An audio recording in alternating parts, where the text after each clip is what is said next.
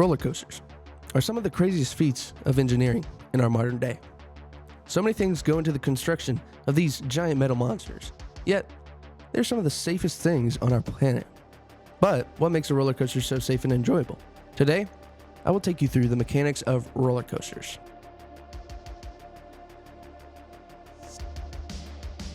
For those of you that are unfamiliar, a block zone is a section of track that only one train may occupy at a time. At the end of a block zone, there's a method to stop the train in case the block zone ahead is still occupied.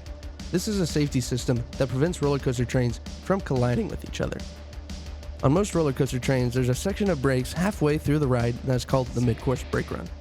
In roller coasters with the mid-course brake run, the train cannot go over the lift hill if the brake run is still occupied or the other train hasn't made it there yet. If this happens, the coaster force stops every train at the nearest block zone. If there's a train on the lift hill, then it will stop there. If there's a train on the final brake run, it will stop there. Now some people will ask, why doesn't the train that stops on the lift hill roll back into the station? And this transitions us to the next segment of the video.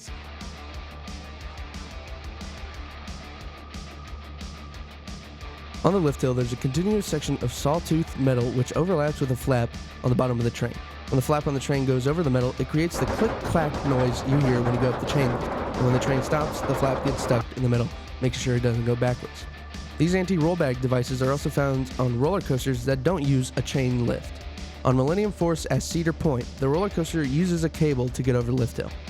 The anti-rollbacks work through the use of magnets on this ride. When the roller coaster is moving, the flaps underneath the train get pulled into it through the use of a magnet. But when it stops, the magnetic forces stop pulling on the flap and it goes into the metal grooves. And now onto the next segment of the video.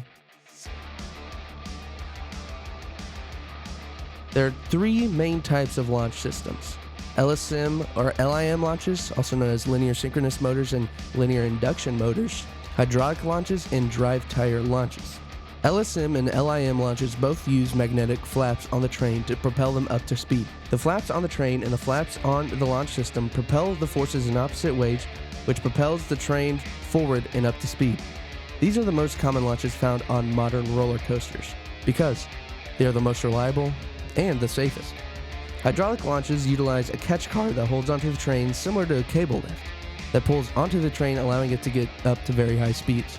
The fastest roller coasters in the world utilize a hydraulic launch because the force of the system is much greater than the forces found on LSM launches. Now the next system of launches is a drive tire launches. Drive tire launches, like the ones found on the Incredible Hulk coaster at Universal, one of my favorite parks, utilize a flap system similar to LSM and LIM launches to get up to speed. The flap goes in between two tires which spin rapidly, trying to get the train up to speed. Most tire launches are used to get up a lift hill instead of being like an LSM or a hydraulic launch, which pushes you on a straight track to get up to speed. Now, what happens if a launch doesn't build enough speed, making it so that a roller coaster can't get over the hill it's going over? Happens a lot on Top Thrill Dragster and on Red Fire in this video. Don't worry, because there are brakes on the launches. Flaps rise up after the launches to make sure that if a rollback were to happen, the train will not re-enter the station and collide with another train, and this brings us into our next and final segment.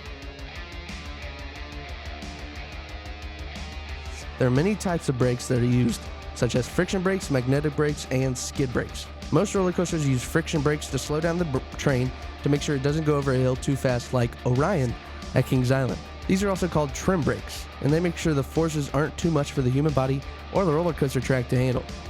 Most of the trim brakes found on roller coasters in the modern day are friction brakes. Friction brakes are used similarly to the flap found, again, on LSM launch coasters.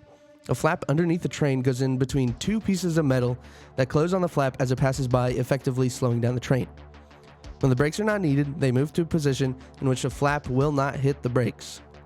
Magnetic brakes work a tad bit differently. They work by a magnetic piece on the side of the train that is magnetized by a magnet on the side of the track that slows the train's forces. Again, like the friction brakes, when they are not in use, they move out of position to where they won't affect the roller coaster. The final brakes are skid brakes. Skid brakes are very uncommon, but back in the 1930s, they were used on most wooden roller coasters. Skid brakes work by placing a flap of metal on the track, and when the brake is engaged, the metal raises off of the track and creates friction underneath the train, which slows it down. These are not often seen today because friction brakes and magnetic brakes are more reliable and are much safer to use and require less maintenance, which makes it easier on the park operators and a little less pricey. And I thank you for watching on this educational video of different systems that go into the creation of roller coasters. And next time you question riding a roller coaster, just remember, they're some of the safest rides on Earth.